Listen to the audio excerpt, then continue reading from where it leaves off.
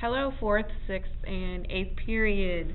Since I do not have the pleasure of seeing your beautiful faces today, I decided to make you a video to help you review for the exam. So let's go ahead and get started on the Unit 5 review. You should all have one. I'm all out of spare copies, so you can either look on with me or look on with a friend. So first, we're going to classify sequences as arithmetic or geometric. If it's arithmetic, we're going to find the common difference. If it's geometric, we will find the common ratio. So for this one, I notice that I'm plussing 8 each time, so that means it's arithmetic. And my common difference is 8. For this one, if you're careful, you can notice that so if we take a look at this sequence right here, we can notice that it's actually times 2.5 times 2.5. This is a geometric sequence, and the ratio is 2.5. For this one, we're timesing it by -2, so it's geometric, and the ratio is -2.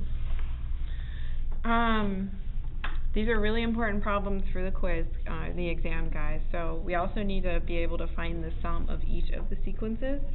So starting with sequence A, anytime you're finding a sum, you need to first ask yourself, is it arithmetic or geometric? So A is arithmetic. So the sum formula, which you will get on your exam, is N times A1 plus AN divided by 2. That's for an arithmetic sum. We're looking for S8. So this will be S8. My A1 is going to be my first term of the sequence. A1 is just the first term. I don't know what A8 is right now. So let's think. A8. This is going to be the 8th term of our sequence. I only have 3 right here. So one thing you could do is you could continue writing these out. And you could do 27, 35, 43. I'm not sure if I'm doing this right. 51, etc. I might have done some bad math there. So if you're like me and you don't want to do that because you're afraid you're going to make a mistake, there's a formula for an arithmetic sequence. Also, what you will be given this on the exam is A1 plus N minus 1 times D. Our A1, that's our first term, so it's 3 plus 8 minus 1. Our common difference here is 8. This 8 is different. This is not because our N is 8. This is 8 because we had a plus 8 here. I had the common difference was 8. So if we work this out, that's 3 plus 7 times 8. Don't forget your order of operations. This is going to be 3 plus 56, which is 59. Is this my final answer? Question. No, this is not my final answer. That's simply A8, which we can plug into this formula right here. Okay? So I'll let you do the math, and you can check your answer with the sheet of paper on the board. Part B, as a geometric sequence, these formulas are a little bit different for the sum. So Sn is A1 times 1 minus r to the nth power over 1 minus r. My A1, let's do part B. My A1 is 100. 1 minus, my R is 2.5, so I'm going to do 2.5 raised to the nth power, and 1 divided by 2.5. So I'm going to show you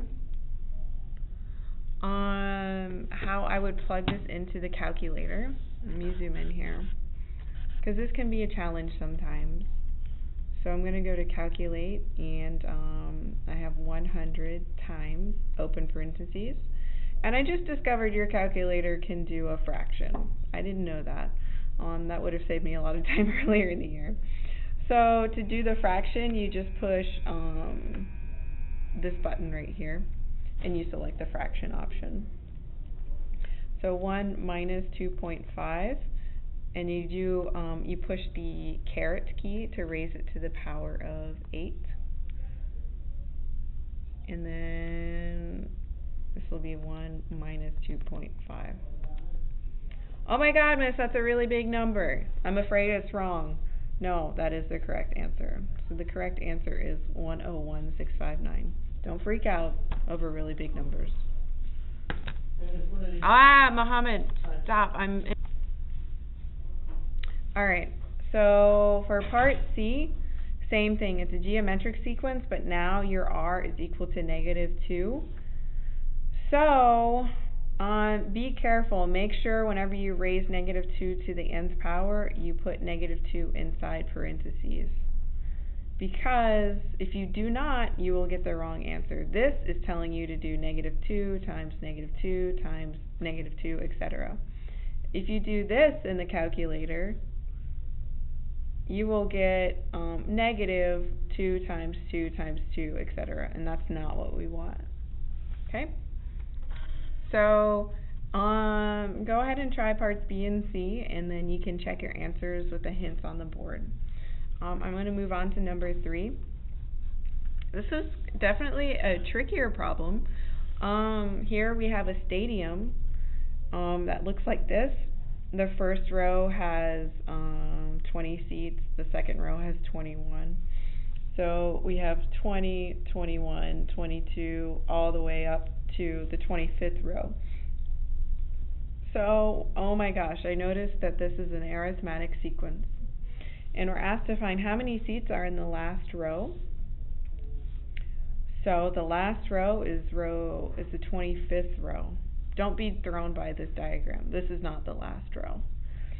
So we're looking for A25, and that's going to be A1 plus n minus 1 times d. Because this is an arithmetic sequence, I'm looking for the 25th term.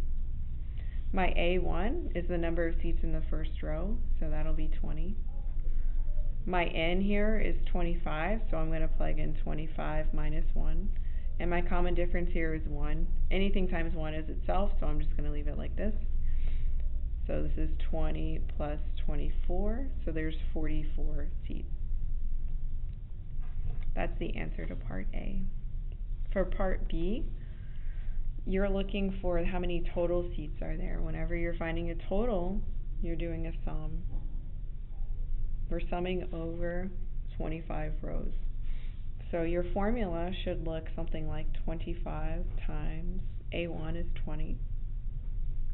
A25 is 44 divided by 2. I'm going to let you convince yourself that this is the right formula. Okay, so if you need a pause and write the formula from scratch and plug in these numbers, do so now. So you would get your final answer here. I trust that you can get from here to the final answer. The tricky part of part C is, so we're looking for the number of seats on the 10th row, but you have to subtract 1 because of the wording of the question that we're not including days. So you would find A10 equals A1 plus n minus 1 times d. So you would find A10, whatever A10 is, and then you'd subtract 1 because we're not including days. Part D is a challenge problem. I'm not going to talk about part D. You basically have to set this 1185 to Sn, and then you're going to solve for your n. But that's low priority here. Priority is A, B, and C. So let's go ahead and turn it over and look at number 4. Pause, guys, if you need to take time to read through the problems. I'm just going to get right into how you solve it. So I noticed that I see the word directly proportional. So we have the number of frogs is directly proportional to the surface area. So that means we have a model that looks like n equals k times s. First step for situations like this is we need to solve for k. So to solve for k, that means I need an n and an s. And I have an n here and an s here. 5 equals k times 22. Do not use 10. 10 isn't the surface area with 22 frogs. 5 is. So be careful not to mix up your numbers. Also be careful. I noticed that the units are squared. That doesn't mean 5 is squared in my equation. So be careful with that. So if I solve for my k,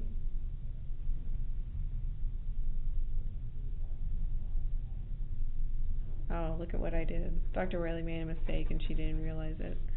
Okay, it should be 22 equals k times 5. Divide by 5. K equals 4.4. Now we're looking for n, so I'm going to write it because that's what we're looking for. My k is 4.4 and my surface area is 10. So n equals 44 frogs. Okay. Number 5. This is a linear regression problem. Linear regression. So I'm going to start a new document.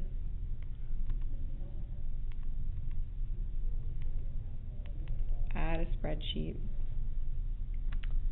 And I will input my data for day and account balance. I'm going to pause the video Okay.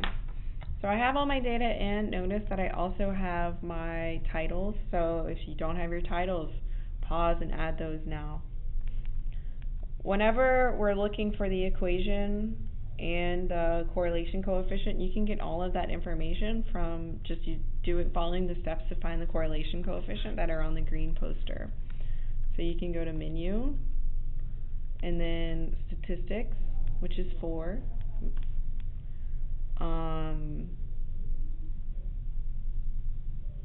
Stat Calculations, which is 1. And then Linear Regression, mx plus b, which is 3. So while I'm in the X list box, I'm going to middle click and select day because those are my X's, and then I will do the same thing for Y. I will select account because those are my Y's, and there we go. This table pops up. So in part A, there's some confusion. This is a question from the quiz.